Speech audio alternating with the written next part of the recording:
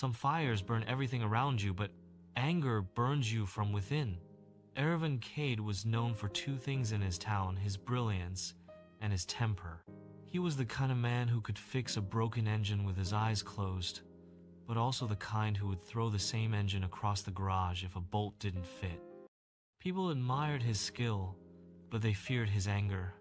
His best friend, Liron Hale, often warned him, "Erevan, your anger is costing you more than you think." Erevan would shrug. "I don't lose anything. People just need to stay out of my way." But life eventually sends a lesson in the most unexpected form. One evening, Erevan got the biggest opportunity of his life, a chance to work on a high-performance racing car for a national competition. If he succeeded, he would earn a contract that could change his entire future. Erevan poured his heart into the project. Days turned into nights. Nights turned into coffee cups, stacked like towers beside his workbench. Finally, the car looked perfect, sleek, powerful, ready to fly. But on the final night, while testing the engine, one tiny part malfunctioned. A simple mistake made by his young assistant, Aaron. In the moment of blind rage, Erevan exploded. "You useless boy! Do you even think before touching anything?" he shouted, slamming tools, kicking the toolbox, throwing the engine cover across the room. Aaron stood frozen, eyes full of fear and betrayal. Erevan barked, "Get out! I never want to see you in my garage again." The boy left with trembling hands. The silence that followed was heavy, but anger makes a man deaf. The next morning, as Erevan reached his garage, he noticed the car's wiring open, the engine half assembled, and a small note placed on the seat. "I didn't want to ruin anything. I only tried to help. I'm sorry, Erin." Erevan felt a pinch of guilt, but brushed it aside. "I'll finish it myself." He worked alone for hours, his hands shaking with exhaustion and frustration. Without Erin, the process was slower, heavier. That afternoon, during the final test run, something went horribly wrong. A loose connection, the same one Erin hadn't finished, tightening sparked, causing the engine to short-circuit. Smoke burst from the hood, flames followed. Erevan leapt out just in time, coughing, helplessly watching the car, his dream burn to ashes. He sank to his knees. The fire brigade came. People gathered. Whispers spread like wind. This is what happens when anger controls you. He scared the boy away.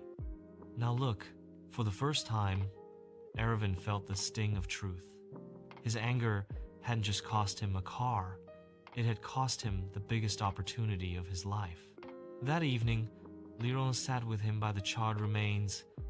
Erevan whispered, voice cracking, "I destroyed everything with my own hands." Liron placed a hand on his shoulder. "No, Erevan, your anger did." Silence again. Then, Liron said something that changed him forever. "When you shouted at Aaron, that moment cost you this car. The price of anger is always paid later, but it's always expensive." Erevan felt each word like a hammer against his chest. He went home, replaying his mistakes. Every moment of rage, every person he had pushed away, the opportunities he'd lost, the trust he had broken. That night, he couldn't sleep. The next morning, he made a decision. He found Aaron sitting near an old workshop, repairing a bicycle chain. His fingers moved nervously when he saw Erevan approaching. Erevan took a deep breath, the hardest breath of his life. "Aaron, I came to apologize," he said softly. "I let my anger hurt you, and I paid a heavy price for it." Tears welled up in the boy's eyes, but he stayed quiet. Erevan continued, "You didn't break the car. I did the moment I lost my temper. I'm sorry, truly." Aaron finally looked up. "Sir, I didn't mean to mess it up." Erevan nodded. "I know. and I want you to come back, not as an assistant, but as my partner." The boy's eyes widened. "Partner?" Aravind smiled gently, something he hadn't done in years. "A man controlled by anger is alone. I don't want to be that man anymore." Aaron slowly stood up and placed his small hand in Aravind's. From that day, Aravind chose to rebuild not cars but himself. It took time, it took discipline, it took patience, but he learned something powerful. Anger can be removed in a day, but awareness can stop it from destroying another one. Months later, Aravind and Aaron completed a new racing machine, faster, stronger, and built with calm minds. The world remembered him as the man who once lost everything because of anger, but rebuilt a better life because he refused to pay that price again.